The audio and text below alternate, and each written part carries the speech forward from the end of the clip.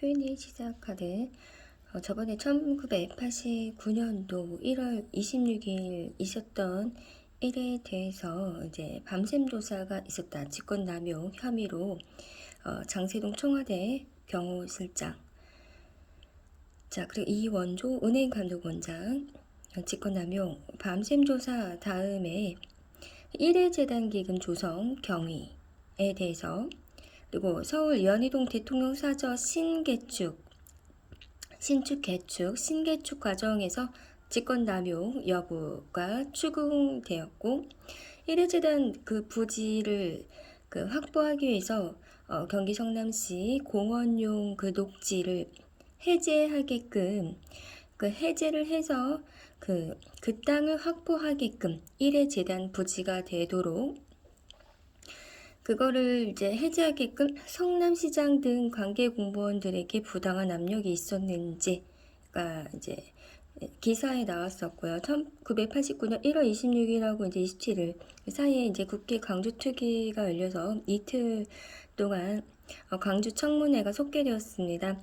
그래서 광주민주화운동 피해자 그리고 현장 지휘관 16명을 출석을 시키려고 했는데 그 2명이 최규하 전두환이 투기 불참 의사를 밝혀서 어쨌든 명령장 집행 예정이었던 때가 있었다. 그때의 광주 민주화운동의 참상과 과잉 진압 같은 것들, 그리고 1989년 12월 31일 전두환 국회 청문회가 열렸었고, 그 정보를 입수한 상태, 굉장히 제한된 정보를 입수한 상태로 무력 진압을 하는 것에 대해서 그 광주 사태 초기 단계쯤에서 무력 진압에 좀 신중하면 좋겠다 이런 의견을 계엄사, 비상계엄이죠. 계엄사 지휘관들에게 전달했다라고 이제 전두환이 진술을 하게 됩니다. 근데 그때는 사살이 됐어요. 그러니까 사형 선고가 된 거죠. 왜냐면 30여 명이 사살이 됐어요. 사망. 5.18 광주 민주화 운동 때 계엄군이, 이제 비상계엄이죠. 계엄군이 광주 인근 그 시민들을 30명 이상을 사살을 합니다. 다잉을 시켜요. 524 그 주남 마을에 그 송정리 비행장 그 이동하면서 시위대와 총격전을 벌여요. 시위대들하고. 근데 그 주변 마을에 그 총기 난사를 한 것이죠. 그 다음에 12.12 사건, 5.18 사건, 그 비자금 사건 관련해서 선고 공판에서 전두환 피고인은 이제 반란 그런 것들과 내란 수괴, 내란 목적 살인, 특정 범죄 가중처벌법 위반, 뇌물수수죄 등이 적용이 되어서 검찰 구형대로 사형이 선고가 됩니다. 그리고 노태우 피고인에게는 반란과 내란, 중요 임무 종사 및 특정 범죄 가중처벌법상 뇌물수수 혐의가 인정이 됩니다. 그러니까 뇌물을 받았다. 노태우는 징역 22년 6개월이 선고가 되는 거죠. 전두환이 이제 기업에다가 받은 뇌물은 2,259억 5천만 원으로 알려져 있고, 노태우가 재임 중에 이제 기업에 받은 뇌물은 2,838억 9,600만 원을 이제 추징하겠다. 뇌물을 수수했으니까 이렇게 또 기사에 있었고요.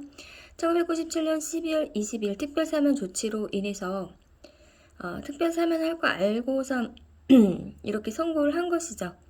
대통령 비자금 무기징역 전두환, 그리고 징역 17년 노태우 석방되어 귀가하게 됩니다.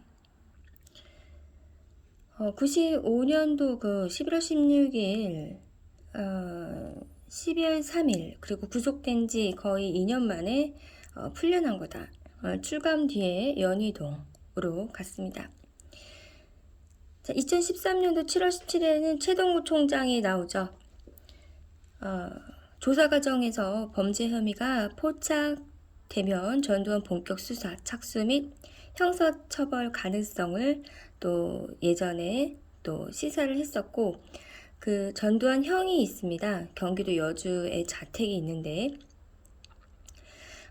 거기를 포함해서 서울의 10곳과 경기도 2곳, 그리고 친인척 주거지 12곳, 장남 전제국시 있어요. 운영하는 시공사 관련 1곳 등 총 13곳이 이제 압수수색이 됐고, 그 회계자료라든가 금융거래 내역이라든가 컴퓨터 하드디스크 각종 문서가 확보가 되었습니다. 추징금 강제 집행을 피하려고 부동산 명의를 신탁한 경우에는 추징 대상 그 비자금으로 마련했을 경우에는 국고 환수가 된다라는 것이고, 그러니까 명의 신탁했으면 추징을 한다. 비자금 따로 챙겼으면 국고 환수한다. 이제 문재인의 비자금도 국고를 환수해야 된다라는 것입니다. 왜냐면 최동욱 총장 시절에 전두환 대통령 미납 추징금 추징팀 확대가 개편이 됐기 때문에 그때 조사하면서 범죄 혐의가 포착되면은 본격 수사하겠다, 수사 착수하겠다, 형사처벌도 가능하다, 이렇게 시사를 했었기 때문에 1950년 6월 25일 6.25 전쟁이 있었고요. 그 다음에 1979년, 그러니까 29년 뒤죠. 1979년 10월 26일 박정희 사망, 1979년 10월 27일 다음날에 김재규 체포, 사망한 다음날 체포가 된 것이고, 그 다음 1988년 2월 25일 노태우 대통령 취임. 자, 그 다음에 1993년 2월 25일 김영삼 취임. 1996년 8월 26일 전두환 사형 선고, 노태우 26년 6개월 징역 선고. 1997년 12월 18일 제15대 대통령 선거 김대중 당선. 그로부터 며칠 뒤에 바로 석방을. 그래서 1997년 12월 22일 전두환 노태우 특별사면조치 석방입니다.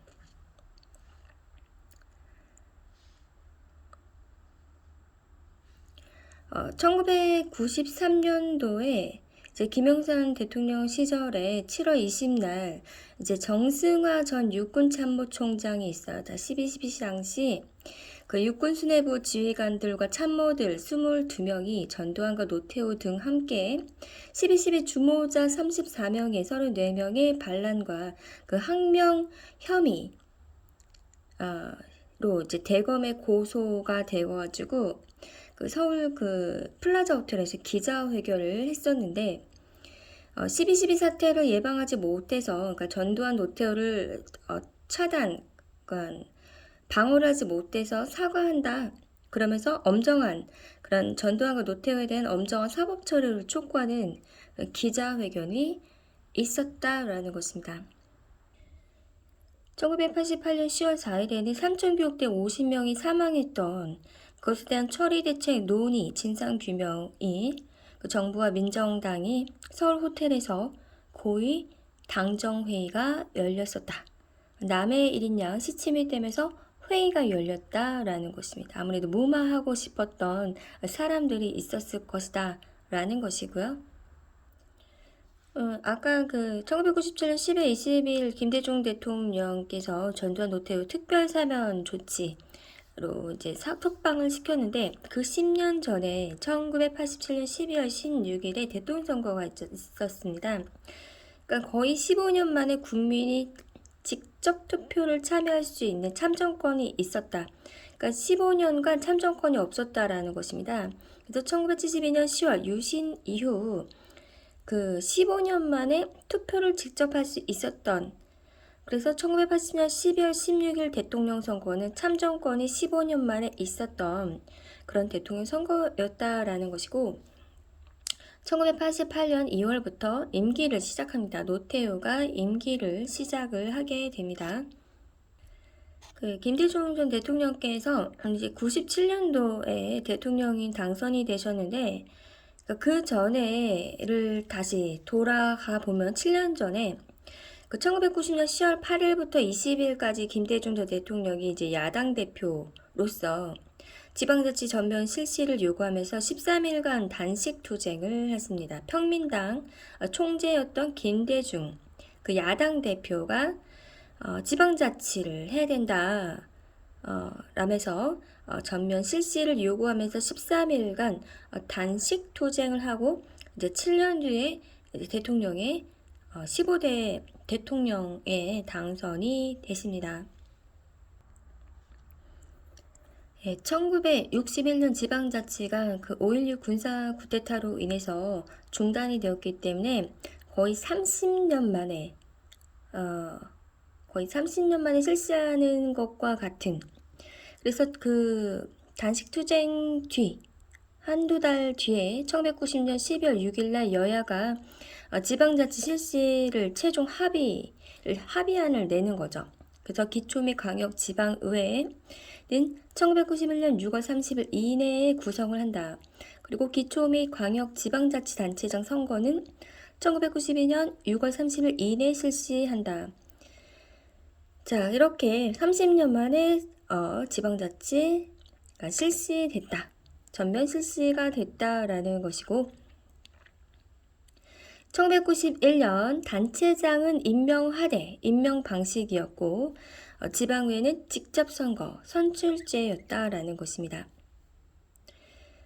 그 다음에 1995년부터 직접 선거로 이제 단체장도 선출하고 지방의원도 동시 선출을 하게 되었습니다. 김대중 전 대통령 재임 기간에 1998년부터 2003년까지 지방자치법 개정, 지방자치단체 기구 및 인사행정 등 자율권이 확대가 됩니다. 그리고 2003년 그 노무현 전 대통령 국정 최우선 과제 지방분권, 그 지역균형 발전, 그리고 노무현 정부의 지방자치법 개정 도입, 주민 직접 참정 제도가 강조가 됐고,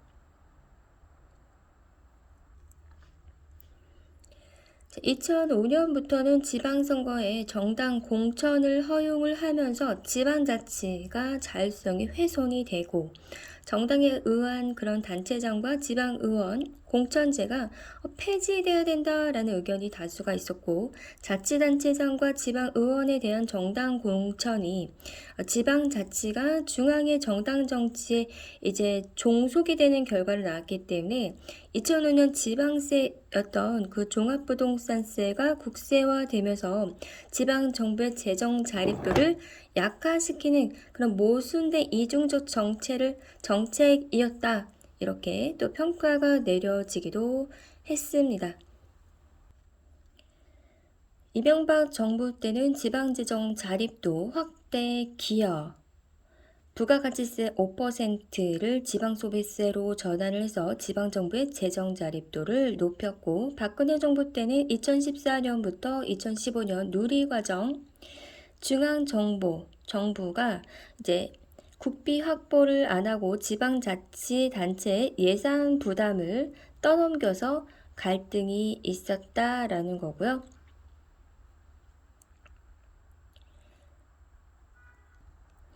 이 말은 지방자치단체 재정자립도가 60%를 넘지 못하기 때문에 평균 그것을 감안한다면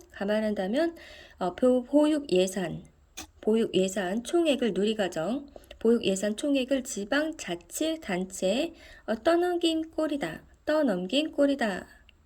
라고 볼 수가 있고, 다른 정부와 비교했을 때 중앙정부가 지방자치단체에 대한 간섭과 통제가 다른 정부보다 심했다, 약간 박정희스럽다, 이런 말들이 나왔었다라는 것입니다. 일부 지방자치단체 복지사업 폐지를 지시하고 지방세무조사권을 박탈하고 지방자치단체의 신규 복지사업을 막으려 했었고, 지방자치단체 자율성을 억제를 시켰고 중앙집권적인 국가 운영, 왕권 강화를 추구했다라는 것입니다. 지방자치단체의 자율성을 훼손하려는 그 시도, 2016년에 지방교부세 관련한 지방재정법 시행령 변경건이 대표적인데 2016년 6월 지방 간 그 형평성 강화를 명분으로 해서 지방재정법 시행령을 수정하려고 했다. 정부 교부금 불교부 지방 자치단체에 해당하는 그 경기도의 6개시 수원, 고양, 성남, 용인, 화성, 과천에서 이제 8천억 원 정도의 그런 예산을 중앙정부가 타 지방 정부에다가 주겠다, 재분배하겠다라는 계획이 있었다라는 것입니다.